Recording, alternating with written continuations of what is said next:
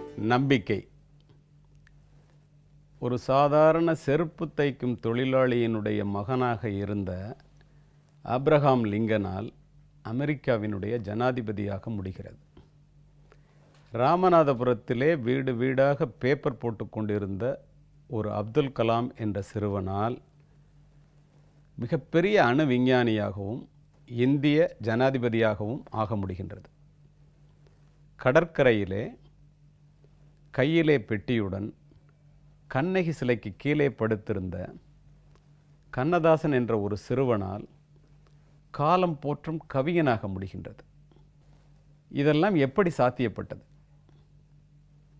நான் குறிப்பிட்ட அத்துணை பேருமே எழுதுகிறார்கள், அத்துணைக்கும் காரணம் சிறு வயது முதல் தன் மீது தாங்கள் வைத்திருந்த நம்பிக்கையே என்று எழுதுகின்றார்கள். தன்னையே நம்பாதவனை உலகத்தில் யாருமே மதிக்க மாட்டார்கள். நீங்கள் இயற்கையிடமிருந்து நாம் கற்றுக்கொள்ள வேண்டும். ஒரு பறவை கூட மரத்திலே உட்காரும்போது கிளை முறிந்து விடுமே என்று அஞ்சுவதில்லை. காரணம் என்ன? பறவை நம்பியிருப்பது தன்னுடைய சிறகுகளையே தவிர கிளைகளை அல்ல. கிளை முறிந்தால் பறவை பறந்துவிடும். அது நம்பியிருப்பது தன்னுடைய சிறகுகளை. இதை குறிப்பிடுவதற்கு காரணம், நீங்கள் உங்களை நம்ப கற்றுக்கொள்ளுங்கள். அந்த தன்னம்பிக்கைங்கிறது எப்படி இருக்கணும்? விழுந்து கிடந்தால் சிலந்தி கூட நம்மை சிறைப்பிடிக்கும். எழுந்து நடந்தால் எரிமலையும் நமக்கு வழி கொடுக்கும். முடியாதே என்று நினைத்து விட்டால் மூச்சுக்காற்றும் நின்றுவிடும். முடியும் என்று துணிந்து விட்டால் மூளைக்குள் மின்சாரம் பிறப்பெடுக்கும்.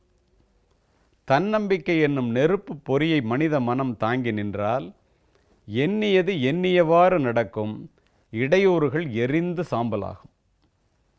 இதுதான் நம்பிக்கையினுடைய மிகப்பெரிய சக்தி. நான் ஒரு உதாரணத்தையே கூறுகின்றேனே.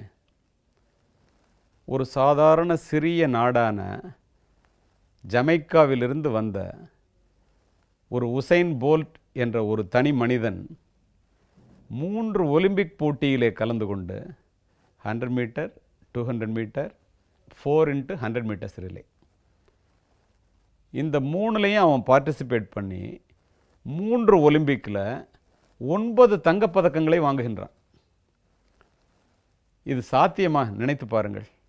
ஒரு தங்கப்பதக்கத்தை வாங்குவதற்கே எத்தனையோ நாடுகள் தவித்து கொண்டிருக்கும் போது ஒரு தனி மனிதன் 9 தங்கப்பதக்கங்களை ஓட்டப்பந்தயத்திலே வாங்குகின்றான் தொடர்ச்சியாக. அவனிடம் சென்று கேட்டார்கள், எப்படி நீ எல்லாரையும் ஜெயிக்கிறேன்னு.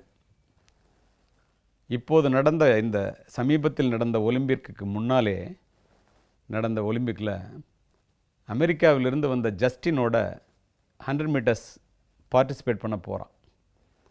அப்போ அந்த ஜஸ்டின் அவன்கிட்ட சொல்கிறான், அந்த தடவை நான் தான் ஜெயிப்பேன் அப்படிங்கிறான். நடந்த சம்பவம். அவனை பார்த்து ஒரு சிரிக்கிறான் உசைன் போல்ட். ஏன் சிரிக்கிறேன்னு கேட்குறான். உன்னோட டைமிங்ஸ் ரொம்ப குட் டைமிங்ஸ். குறைந்த நேரத்திலே வெற்றி கோட்டை நீ கடந்து விடுகிறாய். அதில் ஆச்சரியம் இல்லை, அதில் இருவேறு கருத்துக்கு இடமே இல்லை. உன் டைமிங்ஸ் நல்ல timings. But you are entering in to the Olympic in a bad time because Bolt is ஹியருங்கிறான். நீ உள்ளே நுழைஞ்ச நேரம் நல்ல நேரம் இல்லைடா, நான் இருக்கேங்கிறான். அதையும் பார்ப்போமேன்னு 2 பேரும் போகிறான். எப்படி ஒரு ஆரோக்கியமான போட்டி பாருங்கள். அந்த ஒலிம்பிக்கில் 0.01 மைக்ரோ செகண்டில் அந்த வெற்றி கோட்டு அருகிலே இருவரும் ஒன்றாக போகும்போது செஸ்ட்டை அப்படி ஒரு தள்ளி ஒரு 0.01 மைக்ரோ செகண்டில் ஜஸ்டினை உசைன் போல்ட் ஜெயித்தான். இதை ஏன் சொல்கிறேன்னு தெரியுமா? ஜெயிச்சுட்டு வெளியில் வந்தோன்னே ஜஸ்டின்கிட்ட சொன்னான், நான் சொன்னேன்ல அப்போவே, ஏன் சிரிக்கிறேன்னு கேட்டல, இப்போ தெரிஞ்சுக்கிட்டியா அப்படிங்கிறான். 0.01 மைக்ரோ செகண்டு தானே, அடுத்த ஒலிம்பிக்கில் பார்த்துக்கலாம் அப்படிங்கிறான். கண்டிப்பாக நான் வருவேன், உன்னை ஜெயிப்பேங்கிறான். அப்போ அந்த ஜஸ்டின் சொல்கிறான், நீ நிச்சயமாக அந்த ஒலிம்பிக்கில் தோற்றுருவேன். ஏன்னா உன்னுடைய வயது 32 இருக்கும், என்னுடைய வயது 26 இருக்கும். அதனால நான் ஜெயிச்சிருவேன்னா அவனுக்கு சைக்காலஜிக்கலாக ஒரு எண்ணத்தை உண்டாக்குறதுக்காக சொல்கிறான். அப்போ அவன் சொல்கிறான், நான் ஒன்றை ஜெயிக்க வேண்டிய அவசியமே இல்லைடா, நான் என்னையே ஜெயிச்சுக்குவேன். உலகத்திலே என்னுடைய டைம் தான் பெரிய டைம். மிக குறைவான நேரத்திலே 100 மீட்டரை கடப்பவன் உலகத்திலே நான் தான். நான் என்னையே ஜெயிச்சுக்க போகிறேன். நீ முதல்ல உன்னை ஜெயிச்சுட்டு அப்புறம் என்ன ஜெயிக்கணும், அதனால் உன்னால் முடியாதுன்னா.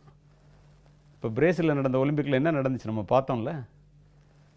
வெற்றி கோட்டை தொடுவதற்கு முன்னால் 100 மீட்டர்ஸ் ரேஸில் அப்படி திரும்பி ஜஸ்டினை பார்த்துட்டு அந்த ரோட்டை கிராஸ் பண்ணுவான், அந்த கோட்டை கிராஸ் பண்ணுவான்.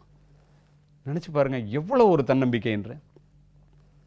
இதுதான் நண்பர்களே நம்பிக்கை, தன்னம்பிக்கை என்பது. இந்த தன்னம்பிக்கையை நாம் வளர்த்து கொண்டோமே ஆனால் எதையும் நம்மால் சாதிக்க முடியும் என்பதை நீங்கள் அத்துணை பேரும் அறிந்து கொள்ள வேண்டும் என்பதற்காக இந்த உதாரணத்தை கூறினேன். நன்றி, வணக்கம்.